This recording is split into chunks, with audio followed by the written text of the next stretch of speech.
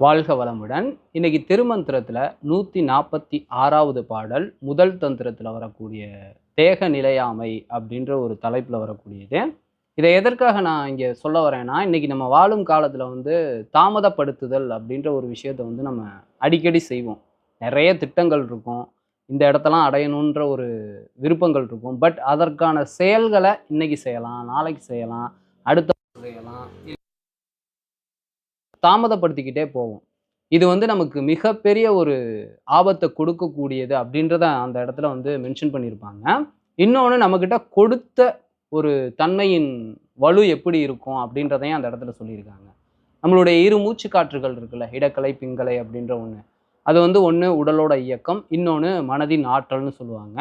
இந்த 2ம் தனித்தனியா தான் இப்போ இயக்கத்துல இருக்கு.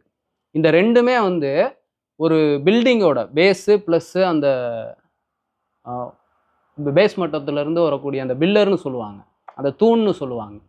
இந்த தூண் உத்தரத்தை கீழே விடாம பாதுகாக்கக்கூடிய தன்மை கொண்டது. அதுபோல நம்மளுடைய உச்சி அப்படின்ற அந்த ஆக்கினை துரியம் அப்படின்றதுடைய தன்மை அறிவின் விழிப்பு நிலைன்னு சொல்லுவாங்க. இன்னொன்று அந்த அறிவின் அமைதின்னு சொல்லுவாங்க. இது என்னைக்குமே நம்மளுடைய வாழ்நாள்ல இருந்து விழுகாம, கொலையாம, கலையாம, கெடாம இருக்கிறதுக்காக கொடுக்கப்பட்ட ஒன்று தான் அப்படின்றத அந்த பாடல்ல சொல்லியிருப்பாங்க. இந்த 2 மூச்சு காற்றும் இணைஞ்சு சுழுமுனையோட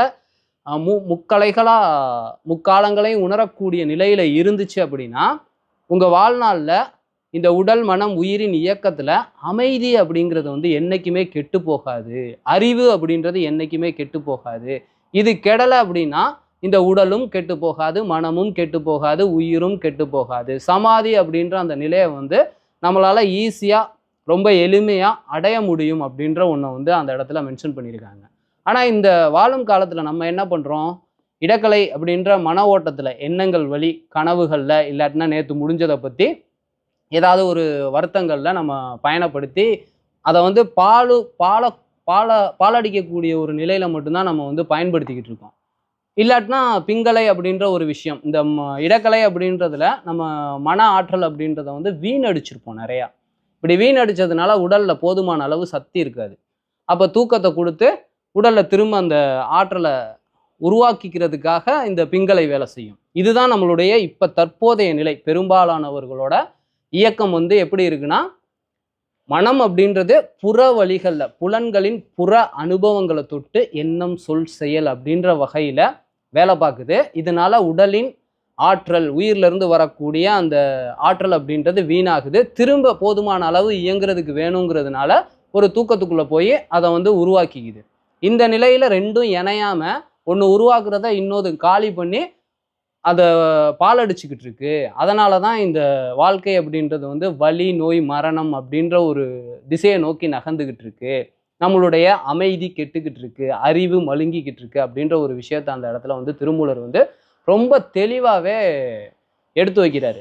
உண்மையிலேயே இந்த இரு கால்கள் அப்படின்ற அந்த மூச்சுக்காற்றை தூணா பயன்படுத்தணும் அப்படின்னா, இந்த உடலின் அணுக்கள் இருக்குல்ல, அந்த அணுக்கள் பால்ல இருந்து எப்படி தயிர், மோர், வெண்ணெய், நெய்யின்னு உருவாகி அந்த நெய் ஒரு ஒளிரக்கூடிய ஒரு தீபமா மாறுதோ, அதுபோல இப்ப இருக்கக்கூடிய இந்த ஒரு உடல், பிறக்கும்போது இருக்கக்கூடிய ஒரு ஆரோக்கியமான உடல் அப்படின்றத இந்த மூச்சுக்காற்றை இணைக்கிற முயற்சியில இந்த வாழ்க்கை பயணம் இருக்கும்போது ஒளிரக்கூடிய தன்மைக்கு, பிரகாசமா பிரகாசிக்கக்கூடிய தன்மைக்கு, அந்த பிரகாசத்தினால அறியாமைய விரட்டக்கூடிய தன்மைக்கு நம்மளால பயணப்பட முடியும். இப்படி பயணப்படும் போது வாழும் காலமா இருந்தாலும் சரி, இந்த வாழ்க்கையோட நிறைவா இருந்தாலும் சரி, அமைதியோட வாழலாம். இந்த வாழ்க்கையை நிறைவு செய்யும் போது அமைதியோட நாம எங்க பயணப்படணுமோ அங்க பயணப்படலாம்.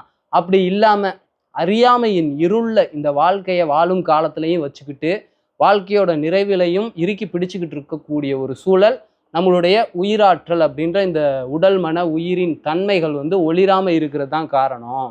இதனால அந்த ஒரு பயம், பதட்டம், தடுமாற்றம், ஐயோ இவ்வளோ காலம் வாழ்ந்த வாழ்க்கை வீணாயிருச்சா, இப்போ இறந்து போக போகிறோமே, எங்கே போக போகிறோம், எப்படி இருக்க போகிறோம் அப்படின்ற ஒரு வேதனைகளுக்கு உட்பட்டு ஒரு துன்பகரமான ஒரு நிலையில தான் இந்த உயிர் உடலை விட்டு பிரியுது. சப்போஸ் இப்படி பிரிஞ்சிச்சுன்னா, வாழும் காலத்தில் கொடுக்கப்பட்ட 6வது அறிவை சரியாக பயன்படுத்தி பக்குவப்பட்டு பதநிலையை அடையாமல் பாலாச்சு அப்படின்னா, திரும்ப இந்த உயிர் மீள்வதற்கான ஒரு அறிவோட பிறப்பு எடுக்காது. இங்க தாமதப்படுத்துதல் நம்ம சொல்றோம் பாருங்க. இந்த ஜென்மத்துல யோகம் இல்லாட்டினா பரவாயில்ல, நமக்கு பக்தி இல்லாட்டினா பரவாயில்ல, அடுத்த ஜென்மத்தினாச்சும் கிட்டட்டும் அப்படின்னு சொல்லிட்டு தள்ளி போடுறோம் பாருங்க. இந்த நிலை வந்து கிடைக்கவே கிடைக்காதுன்றாங்க. ஏன்னா சித்தர்களும் மகான்களும் மகரிஷிகளும் ஔவையார் கூட இந்த மனித பிறவி அப்படின்றது வந்து ரொம்ப அரிதானது, இதை எடுக்கிறதுக்கு வந்து பல லட்ச வருஷங்களா பல உயிர்களா இருந்து சேர்த்த புண்ணியத்தின் கணக்குல இந்த உடலை நாம எடுத்து வந்திருக்கோம். அப்ப இந்த உடலை சரியா கொடுக்கப்பட்ட அறிவின் வழி நின்று எங்க அடைக்கலமாகணுமோ அங்க பயணப்படாம அதை வந்து அவஸ்தைக்கு உட்படுத்தி மரண குழியில தள்ளணும் அப்படின்னம்னா திரும்ப இந்த உயிர் மீண்டு ஒரு உன்னதத்தை மகத்துவத்தை அடையிறதுக்கான வழியோட அந்த அறிவோட ஒரு பிறப்பை எடுக்கிறதுக்கு வாய்ப்பே இல்லை அப்படின்றத சொல்றாங்க. கிடைச்ச இந்த நிலையில இந்த அறிவை சரியா பயன்படுத்தணும், அதுக்கு மட்டும்தான் இது கொடுக்கப்பட்டிருக்கு. அதை வந்து ஆபத்தான ஒரு சூழலுக்கு தள்ளிட்டோம் அப்படின்னம்னா நமக்கு மிகப்பெரிய ஆபத்து வந்து காத்துக்கிட்டு இருக்கு அப்படின்றத ரொம்ப அழகா அந்த பாடல்ல வந்து எக்ஸ்பிளைன் பண்ணியிருப்பாரு. அதனால நம்ம வாழும் காலமா இருந்தாலும் சரி, எந்த மாதிரியான வாழ்க்கை வாழ்ந்தாலும் சரி, அதுல நம்மளுடைய மனம் உண்மையான நித்தியமான அமைதியை நிலைக்க வச்சுக்கிறதுக்கான ஒரு தன்மையோட வாழ கத்துக்கணும். அதே அமைதியோட இந்த வாழ்க்கையை நிறைவு செய்யும் போது ஒரு அமைதியின் தன்மையோட இந்த அறிவு வந்து அடுத்த இடத்துக்கு பயணப்படுறதுக்கு இந்த ஒரு நிலை வந்து உங்களுக்கு ரொம்ப உதவிகரமா இருக்கும் அப்படின்றத என்னால் பார்க்க முடிஞ்சிச்சு. எனக்கு அது தெரிஞ்சிச்சு. கிடைச்ச ஒரு வாய்ப்பை வந்து திரும்ப அடுத்த பிறவியில எடுக்க முடியாது அப்படின்றத ரொம்ப உறுதியாக சொல்றாங்க. அப்போ கிடைச்சதை வந்து பாதுகாத்து அதில் பயணப்பட்டு பக்குவப்படக்கூடிய நிலையில பதத்தை அடைகிறதுக்கான முயற்சிகளை மட்டும்தான் எடுக்கணும், அதுக்கு மட்டும்தான் முக்கியத்துவம் கொடுக்கணும் அப்படின்றது நம்ம பொட்டில் அடித்த மாட்டோம் ரொம்ப உறுதியாக வைராக்கியத்தோட தெரியப்படுத்தினாங்க இந்த சித்தர்களும் மகான்களும். அதுக்கு நம்ம வந்து நிறைய நன்றி கடன் பட்டிருக்கோம். அது தெரிஞ்சதை நம்மளும் சொல்லாமல் இருக்கக்கூடாதுல்ல, அதனால தான் வீடியோக்களில் நான் இதை எக்ஸ்பிளைன் பண்ணுறேன் உங்களுக்கு என்னால் எனக்கு புரிஞ்ச அளவுக்கு. ஸோ அதனால் உங்களுக்கு இருக்கக்கூடிய அறிவை சரியான வழியில் உங்களுடைய மனம் உடல் உயிரின் அமைதிக்காக பயன்படுத்தி இந்த வாழ்க்கையின் நிறைவுலையும் அமைதியோட பயணப்படுறதுக்கு நீங்கள் முயற்சிக்கணும் அப்படின்றத ரொம்ப தாழ்மையோட வேண்டி கேட்டுக்கிறேன். இந்த தகவல் பற்றிய உங்களுடைய கருத்துக்களை கீழே கமெண்ட்டில் பதிவு செய்யுங்க. இதே போல் இன்னொரு வீடியோவில் உங்களை சந்திக்கிறேன். நன்றி, வணக்கம். வாழ்க வையகம், வாழ்க வையகம், வாழ்க வளமுடன். குருவே துணை, குரு வாழ்க.